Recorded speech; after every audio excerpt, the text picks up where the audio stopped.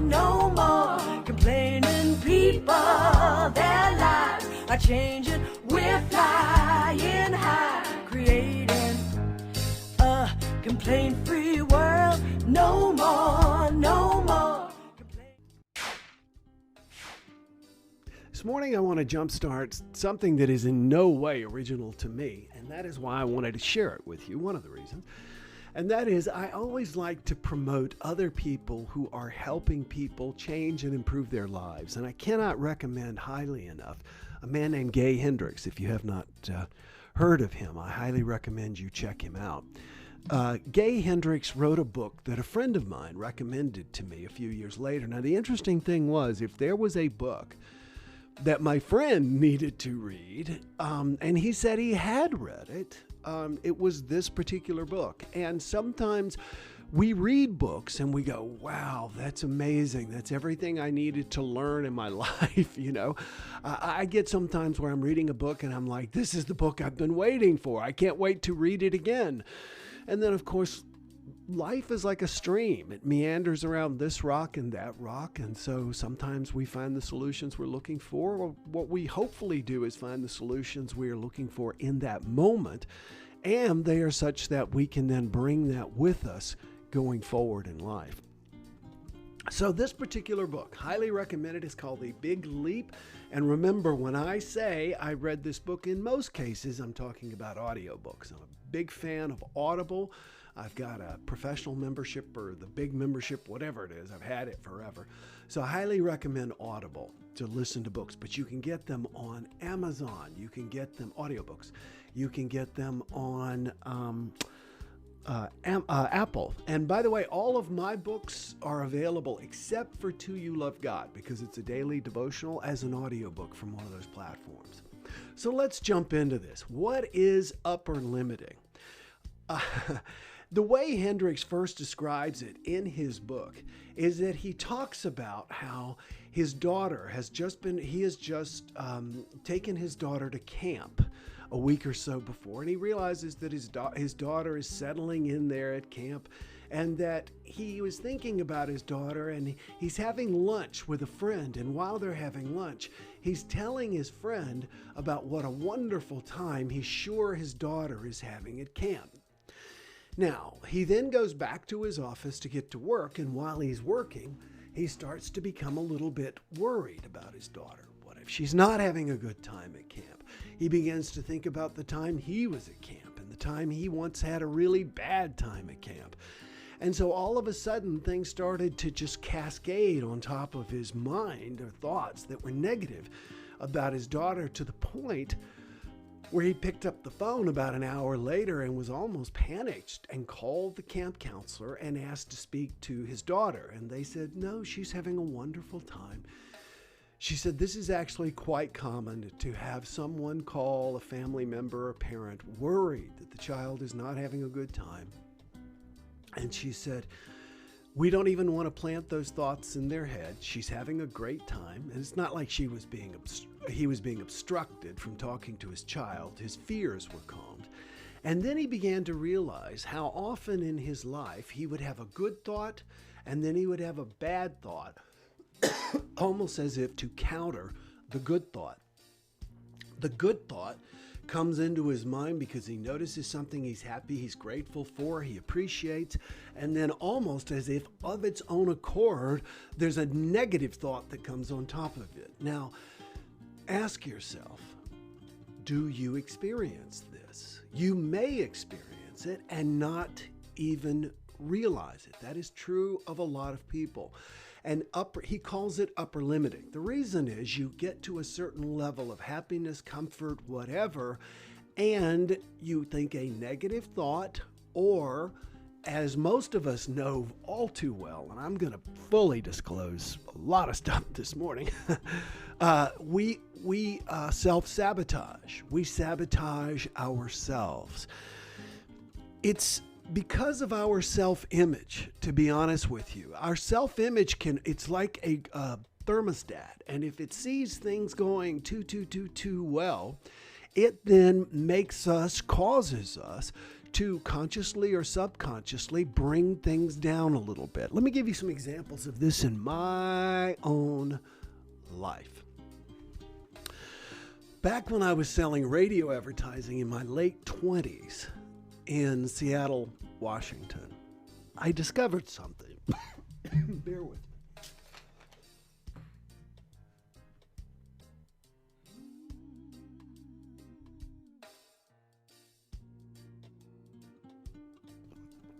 Some might even call that upper limiting. Anyway, let's get back to it. I was selling radio advertising in Seattle, Washington, so my job was to go around and call on prospective clients. I remember one time I walked in to this business, and I won't talk about the business, but I walked into this business, and they were a perfect fit for advertising on our radio station. We were the number one 65 plus demographic. It was a beautiful music radio station, and that was their target demographic. More than that, each person who came through the door typically spent several $1,000s. So for them to have spent many tens of thousands of dollars investing on our radio station made a ton of sense. And I went in, I met with the owner who had a partner, and he was like ready to go. And I went back, I produced radio commercials, and then for about a month, I could not seem to get myself to call on him again. Not to call him, not to stop by, no, nothing. And finally, after about 6 weeks of upper limiting, and that's what I was doing, it looked like it was going to go so easily, so well. This was too good for me, so I had to screw this up. That's what upper limiting is. And so I just didn't go see the guy for a month or two. And finally, when I did, I talked to him about wanting to see his partner, and he said, my partner doesn't want to see you. He wanted to see you 2 months ago, but he doesn't want to see you now. So, obviously, nothing came of the campaign. They didn't advertise with us. That is one of many, many, many ways I have sabotaged myself in my life. And what I want to ask you is, how have you done this? I forget who said it, but there's some statement to the fact that to see the higher and choose the lower is the definition of a coward. And I think in so many ways we are cowards in our own life. To get, to become, to do, to have what we want, we've got to be brave, simply because there's a lot of other people wanting to pull us down. There's a wonderful story. Some of it's apocryphal, but I can tell you what I know of it.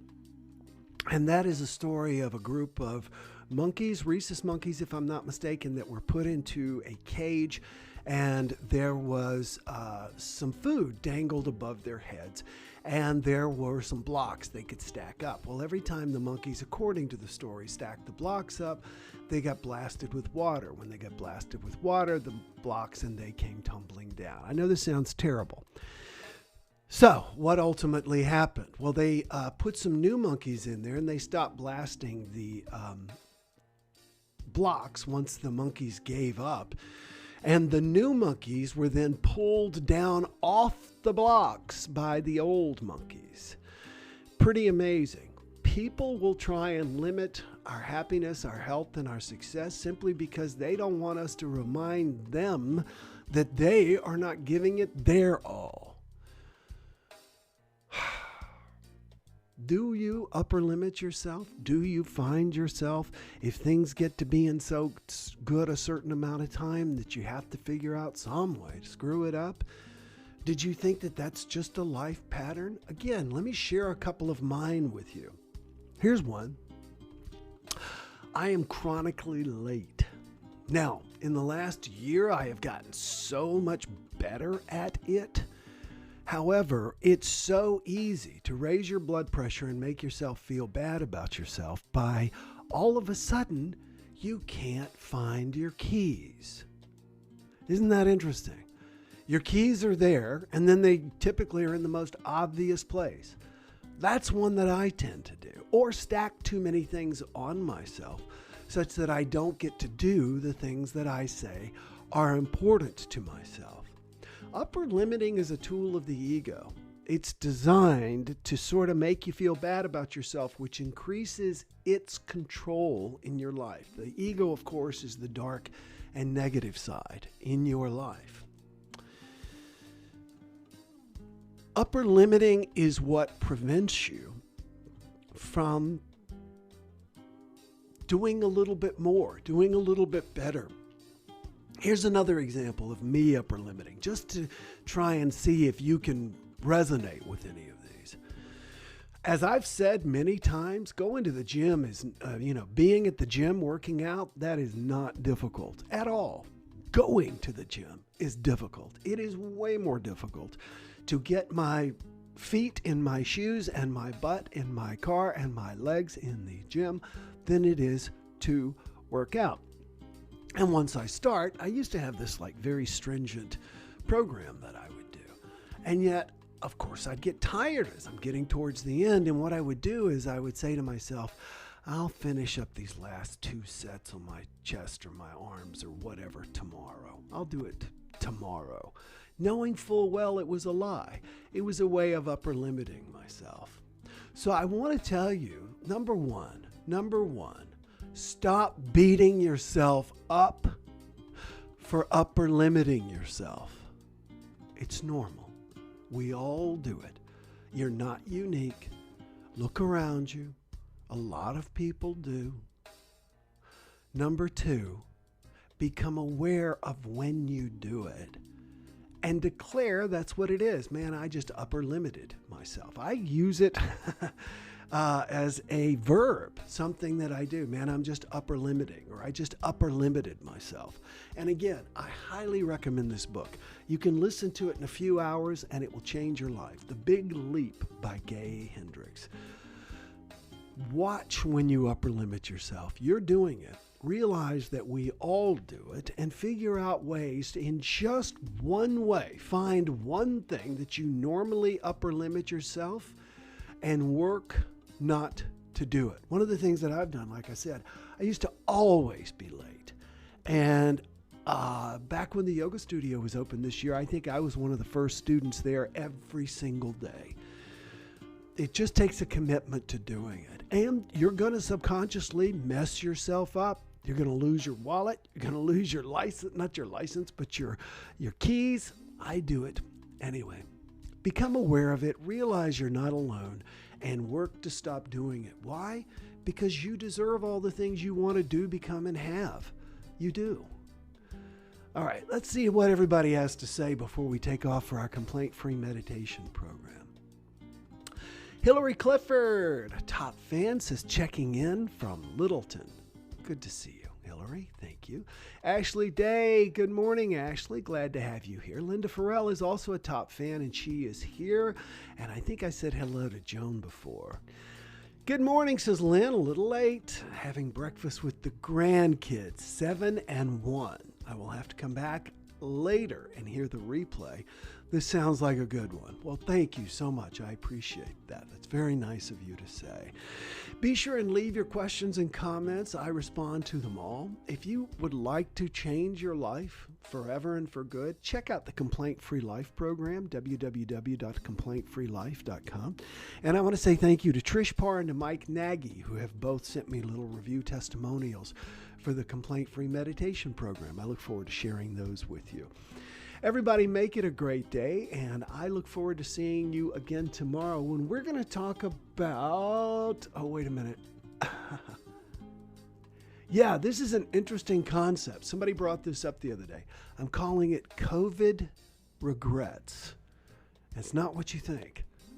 Look forward to seeing you tomorrow. Enjoy today. Bye-bye. No more complaining people. Their lives are changing. We're flying high, creating a complaint-free